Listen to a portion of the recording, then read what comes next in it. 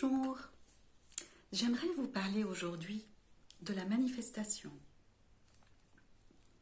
Je m'appelle Lara Kadra, je suis médecin généraliste et psychopraticienne Gestalt. En chacun d'entre nous, il existe des potentiels, des capacités qui sont comme de multiples graines qui n'aspirent qu'à germer, qu'à se manifester. Chaque être humain possède cette source de valeur qui est sa réalité profonde et il a le choix de manifester certains potentiels selon ce qui lui semble important, passionnant, porteur de sens. Ainsi, le but de vie de chacun d'entre nous est la manifestation dans le monde de cet héritage sous forme de qualité. Ce qui fait de chacun de nous un être unique par sa singularité, sa manière à lui d'être, de penser et de se comporter dans la vie. Manifester, c'est se déployer, c'est intégrer des valeurs, c'est rayonner dans le monde des qualités, c'est maîtriser des compétences et créer. Mais comment peut-on intégrer les valeurs et les assimiler en les transformant en qualité? Eh bien, en prenant conscience. Et là, nous avons besoin d'un plus grand que soi, ayant déjà fait de ces valeurs siennes, et qui va réintroduire le réel en nommant en nous ces valeurs, ce qui aura comme conséquence l'éclosion de nos qualités. Les valeurs en nous sont des énergies en latence, comme des billets de banque de notre pays énergétique intérieur. Pour les intégrer, nous avons besoin de les transformer en billets de banque utilisables dans notre monde extérieur, notre réalité matérielle, sous forme de qualité. Cette personne inspirante, idéale à nos yeux, en partageant avec nous une valeur, c'est comme un SMS qu'elle va nous envoyer. Car, comme on avait dit, les valeurs sont des énergies à l'intérieur de nous. Si je vous donne quelque chose de matériel, comme une montre par exemple, vous vous retrouverez avec une montre, mais moi, je vais la perdre. Dans le monde énergétique, quand je vous donne une valeur, vous vous retrouvez avec la valeur et elle est toujours chez moi également. Ainsi, ce n'est pas une perte, mais un partage. Ça se multiplie. D'une valeur, on se retrouve avec deux. Ainsi, inspirer, donner l'exemple, transmettre, c'est un acte d'une grande générosité.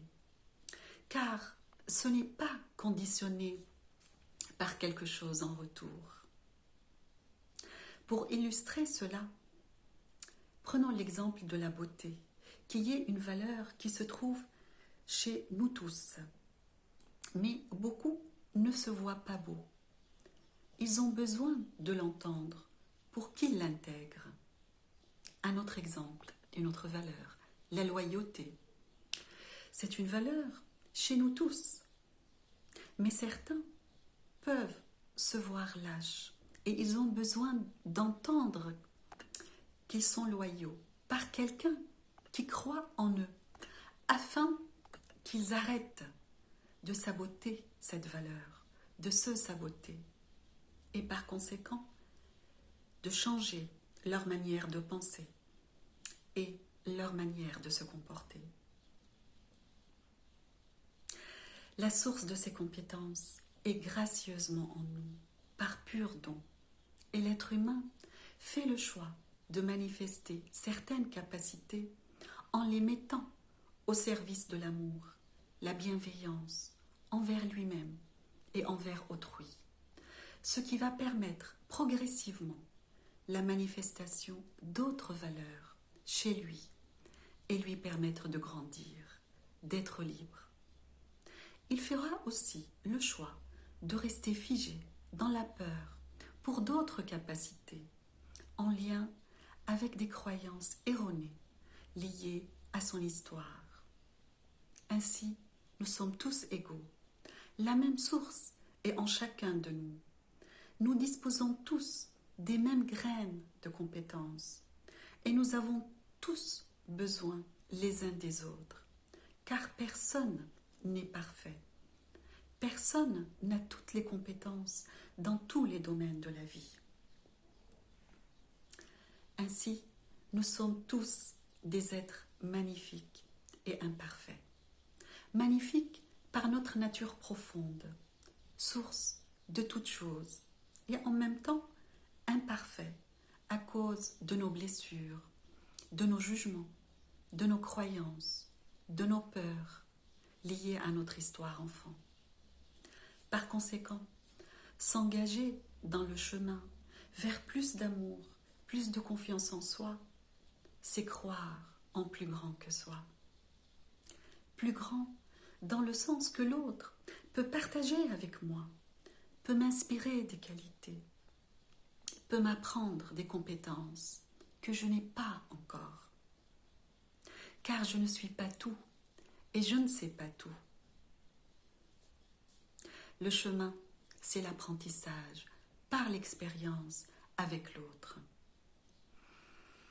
Par conséquent, pas de manifestation de notre nature profonde, de ce que l'on est vraiment, sans le lien, sans l'amour, sans la bienveillance, le non-jugement et sans l'humilité. Se libérer de la peur nécessite courage, alignement à la source d'amour en nous. La peur fait que nos ressources se retournent contre nous et par conséquent contre l'autre et contre la vie, causant souffrance pour soi, pour l'autre et pour la planète. Notre richesse intérieure, l'ensemble de nos valeurs est neutre. Nous avons le pouvoir d'en faire une amie au service de l'alliance, auquel cas nous vivons le bien-être, ce qui est notre état naturel et le but de l'existence de chaque être humain. Et nous avons aussi le pouvoir de pervertir cette richesse et la mettre au service de la destruction, auquel cas nous serons coincés dans le cercle de la souffrance. Et je termine par cette citation. Je ne suis pas responsable de ce que l'on a fait de moi enfant, mais je suis responsable de ce que je fais de moi adulte, maintenant. Voilà, c'est ce que j'avais envie de partager avec vous aujourd'hui. Si vous avez aimé la vidéo, vous pouvez la liker et vous pouvez vous abonner à la chaîne. Si vous avez des questions, n'hésitez pas à les mettre dans les commentaires. Portez-vous bien et à une prochaine vidéo.